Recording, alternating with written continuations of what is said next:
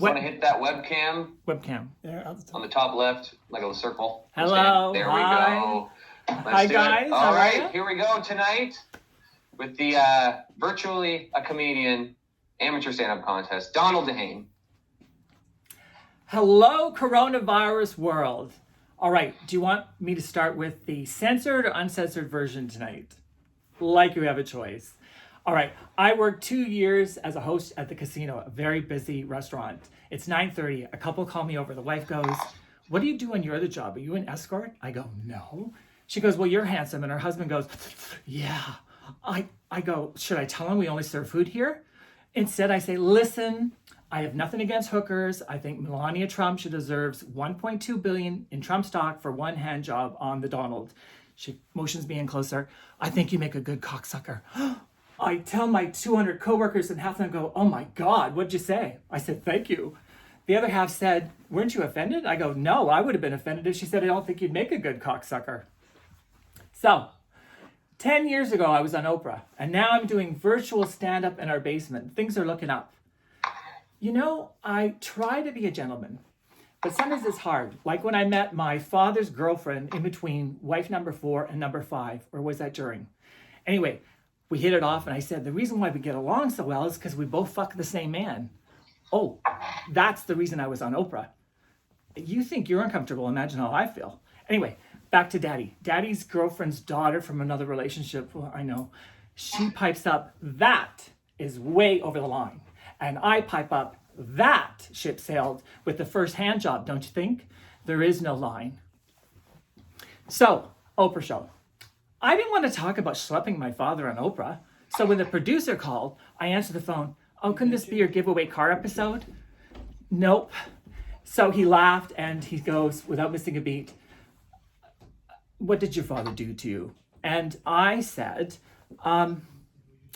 I didn't want to talk about it then. And then when I got on the show, I think it was my sense of humor that got me on. And when I got on, if I would have stood up and talked, I would have said, "What the hell, Oprah? This isn't your My Favorite Things episode?" Relax. I didn't. I just whispered to the guy beside me, "Are you on here because of your daddy too?"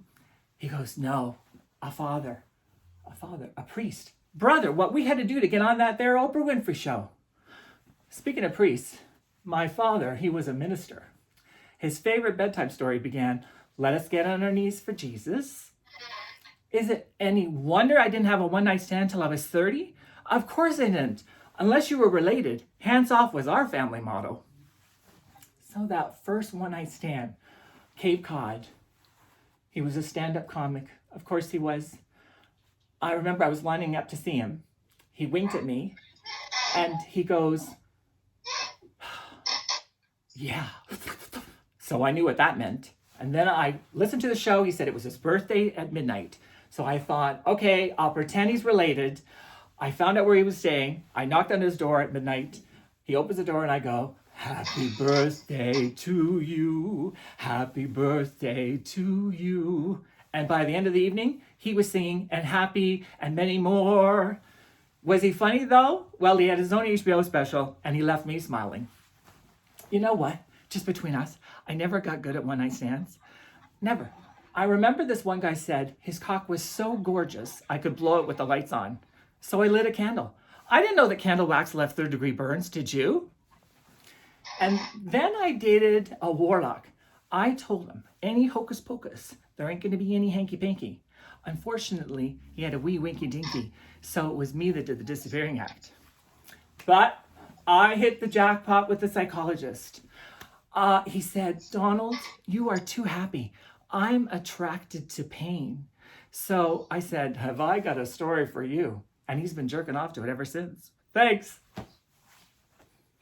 Donald DeHane, everybody. There he is. Our third contestant here for the night. Donald, thank you so much for joining us, bud.